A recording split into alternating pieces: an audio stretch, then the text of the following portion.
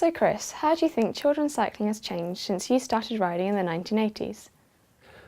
I think children's cycling's changed an awful lot since I rode in the 1980s, simply because back in the 80s it was your form of transport and this is what you did around the streets and the roads. I think any parent, including myself, wouldn't let their kids do that now. So you've got to work a little bit harder for where you want to go and ride your bike, but we're working on making the roads better. Do you think it's true that children today are less active than children 20 or 30 years ago?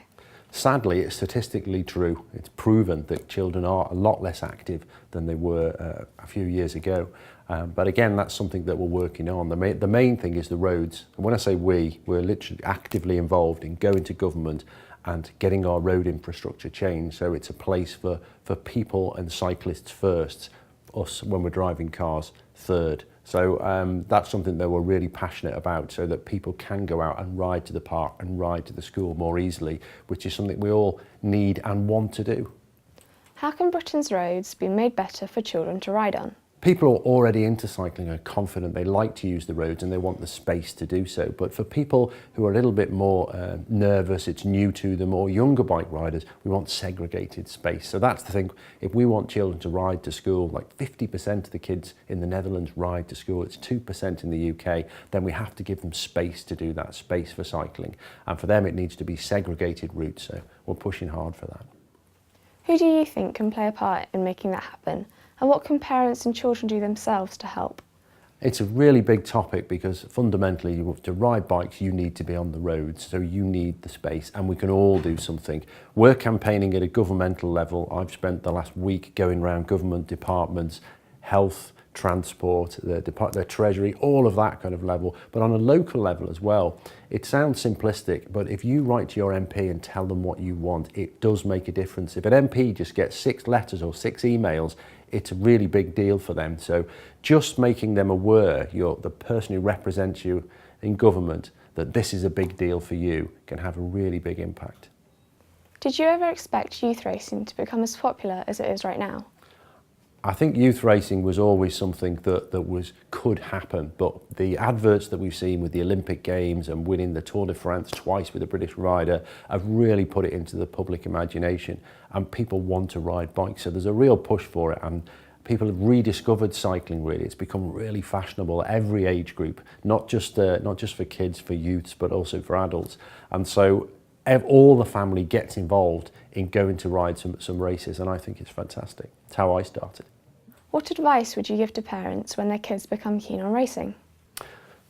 For parents whose kids want to go and ride races, first thing, get in touch. If you don't know anything about it, get in touch with British Cycling. Brilliant website, lots of information on where you can go, what's going on in your area. The second thing will be to make it a family affair, which is what I did with my family. It wasn't just about the race, it was everything around it. So if it was a Sunday, for example, we'd have a bike race, but then we'd go out and, I don't know, go and find fossils in the quarries in Wales, or go and swim on the beach, or go out and take a canoe with us. We used to take on the top of an old Mini and go and do something in a river with that. So make it a family affair, part of something that you all do, your social life, not just the race itself.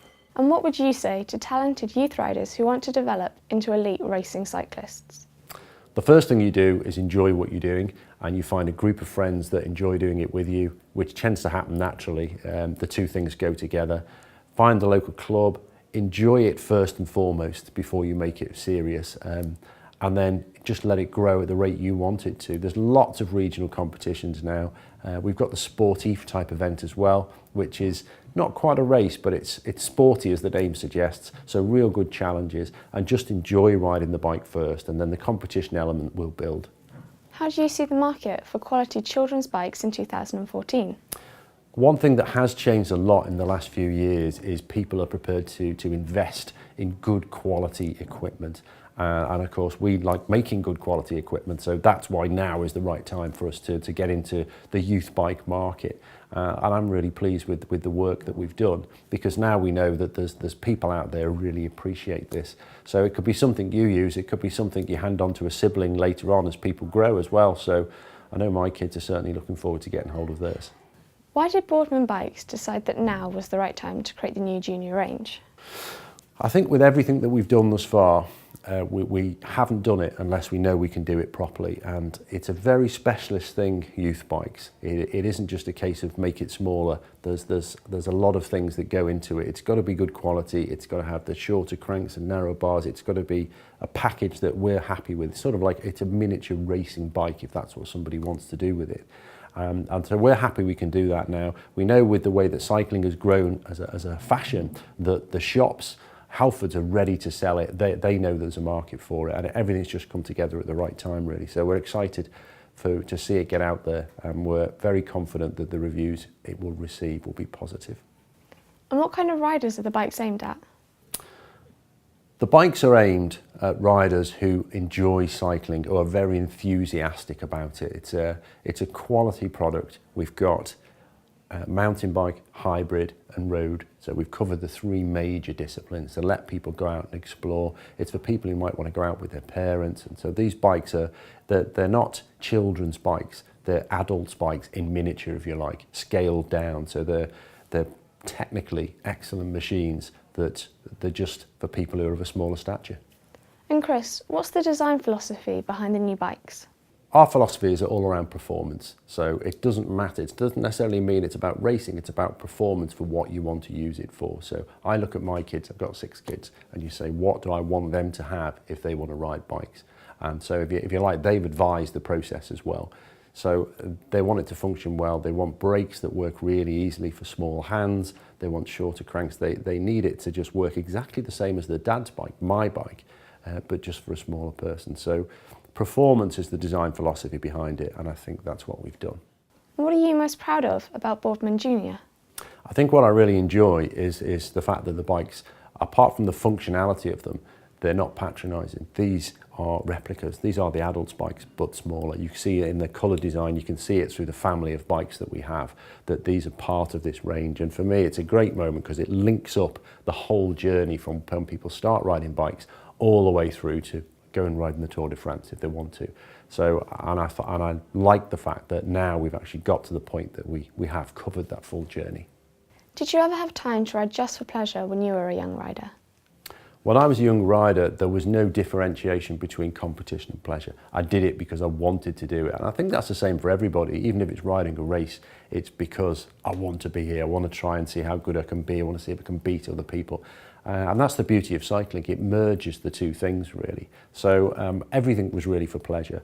But I probably ride a bike more now just for pleasure. And I'm quite happy to do it a lot slower now as well. Have you had any role models in the sport, Chris, and in life outside cycling? Blimey. I've lots of role models. I think for lots of people it's their parents, and it's the same with me. Keith Boardman was the person who was around me when I got into cycling, and my mother, Carol. And my mother is like the most competitive individual that you would ever meet. She's a stealth competitor, though she doesn't tell you. She could turn going down the street into a skipping race, and I remember doing that as a child, which must have looked quite strange. Or she would try and out-sprint me for the town sign as well. So I think they were 2 best role models because they showed me what sport can be, really. First of all, it was a hobby, then it was a lifestyle and a way of life, and I think they gave me a good balance. What has given you most satisfaction? Your racing career, your media work, your technical work with British Cycling, or Boardman Bikes? The 2 big things in my life right now is the bike company and being able to make things. It's almost embarrassing that you can turn what is your preferred leisure activity into a job. I can go out and ride bikes and I'm product testing, I am at work. It's phenomenal. It's like Charlie in the Chocolate Factory. And the other element of the stuff that I do right now, and it sounds a little bit cheesy, is going and working with government, trying to get cycling become in this country a normal form of transport for normal people in normal clothes. And if I can get that to happen, then I'll be a very happy man. They're the 2 things that take up all of my time, and I'm really happy with that. And finally, what are the best pieces of advice that you were given as a young rider yourself? Stop whinging.